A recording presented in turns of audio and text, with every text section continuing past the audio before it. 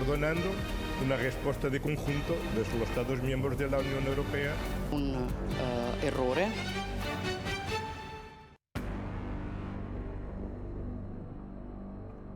Ajeno al clamor que fue ayer Groenlandia y Dinamarca, la insistencia de Trump para hacerse con Groenlandia tensa al máximo las relaciones transatlánticas y amenaza con reanudar la temida guerra comercial. Los principales líderes europeos coinciden en que es un error, algo inaceptable, que Trump imponga aranceles a sus socios de la OTAN por apoyar a la isla ártica. Nos vamos a ir directamente a Bruselas. Allí los 27 han convocado una reunión de urgencia esta tarde para coordinar una respuesta. Mariana Gancedo, los países afectados, además, acaban de emitir un comunicado.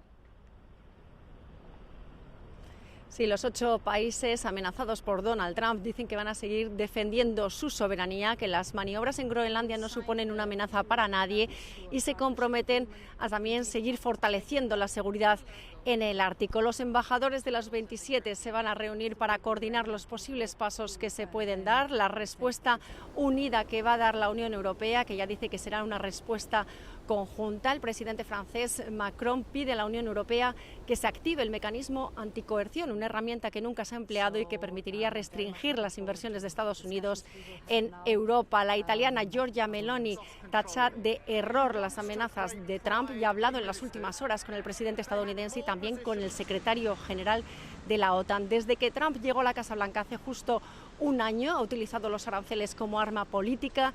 En julio del año pasado se consiguió llegar a un acuerdo con Washington, pero ese acuerdo está pendiente aún de ratificarse en el Parlamento Europeo y en este momento los líderes de los principales grupos parlamentarios son partidarios de suspenderlo.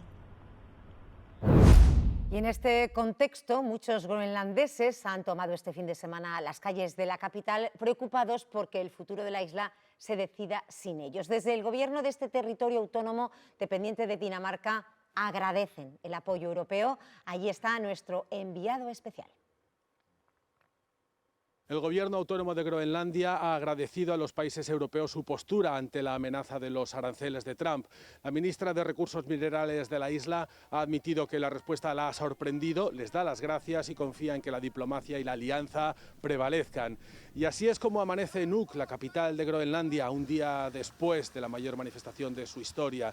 Estamos en el punto en el que ayer arrancó esa protesta. Es la calle comercial más importante de la ciudad y en ella algunos comercios todavía tienen colgado el cartel de Groenlandia no se vende. Este equipo de televisión española ha podido hablar con uno de los organizadores de esa manifestación. Jan Koller, nacido en Dinamarca, jugador aficionado de balonmano y 25 años viviendo en Groenlandia, en donde se ha casado y ha criado a sus 2 hijas y un hijo. Este vendedor de cocinas es uno de los organizadores de la probablemente mayor manifestación celebrada jamás en la isla. We felt that we must clearly say no to Trump's. Teníamos que dar un mensaje claro a Trump. Se está volviendo cada vez más loco. España todavía no ha tomado una decisión sobre si enviará tropas de seguimiento a Groenlandia, pero si hay algo claro para el presidente del gobierno es que una posible invasión de Estados Unidos haría desaparecer la OTAN. Así lo ha dicho en una entrevista a La Vanguardia en la que Pedro Sánchez reivindica una defensa común europea, aún sin el consenso de los 27. El presidente del gobierno defiende la integridad territorial de Groenlandia. Groenlandia no es un capricho inmobiliario, es un territorio que tiene su soberanía. Cree que una invasión alegraría a Putin. Sería el hombre más feliz del mundo, porque mucho me temo que si se produjera esa invasión de Groenlandia por parte de Estados Unidos, sería la carta de defunción de la OTAN. Sobre el envío de tropas a Groenlandia, Sánchez afirma que España es un país solidario, pero España aún no ha tomado una decisión sobre esta cuestión. Por supuesto que se quiere tener, dice, la mejor relación con Estados Unidos. Siempre en pie de igualdad y no de vasallaje. Y considera que Europa debe dotarse de una seguridad y defensa realmente común, aunque no haya unanimidad. Podemos avanzar una serie de países en ese proceso de integración hacia unas fuerzas armadas realmente europeas. En la entrevista también ha asegurado que llama la atención el silencio cómplice de algunos, dice, ante los conflictos internacionales. Y creo que en ese rearme moral en el que está Europa, España creo que está jugando un papel protagonista y primordial. Porque hemos alzado nuestra voz, afirma, de manera constructiva y respetuosa. En Estados Unidos, la tensión en Minnesota sigue creciendo cada día. Continúan las protestas contra los agentes de inmigración desplegados por las grandes ciudades del estado. El gobernador ha movilizado a la Guardia Nacional, mientras que el Pentágono estaría preparando el despliegue de 1.500 soldados ahí en Minnesota. El hombre del chaleco antibalas es Jake Lang, influencer de ultraderecha indultado por Trump por el asalto al Capitolio. Su concentración de este sábado en Minneapolis en apoyo a los agentes de inmigración terminó en trifulca. Ante sus provocaciones, un grupo de contramanifestantes comenzaron a increparle. Lang salió entre gritos y empujones. Es un ejemplo más de la creciente tensión en Minnesota. Los enfrentamientos entre la población y el servicio de inmigración han llevado al gobernador demócrata Tim Walz a movilizar a la Guardia Nacional. Mientras tanto, Trump echa más leña al fuego. El presidente amenaza con aplicar la ley de insurrección. El Pentágono ha ordenado a 1.500 soldados que se preparen para un posible despliegue en Minnesota. Las protestas cumplen una semana. Todo estalló con la muerte de una mujer de 37 años a manos de un agente federal. Desde entonces, las fuerzas de seguridad han reprimido con dureza las manifestaciones. Ahora, un juez ha limitado las actuaciones de los funcionarios de inmigración frente a manifestantes pacíficos. Las imágenes de detención de inmigrantes a la fuerza y los enfrentamientos entre la población y agentes del ICE están dando la vuelta al mundo. Este estado, hogar de miles de migrantes, viven atemorizados ante la mayor operación de inmigración jamás realizada en el país.